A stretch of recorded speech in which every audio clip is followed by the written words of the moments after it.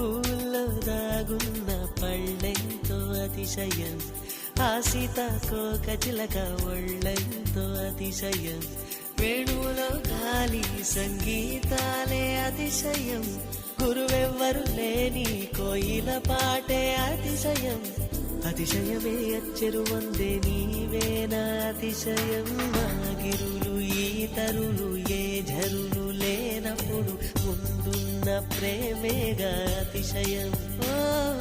16 ప్రయాణ పరువల్లో అందరికీ పుట్టేటి ప్రేమేగా అతిశయం.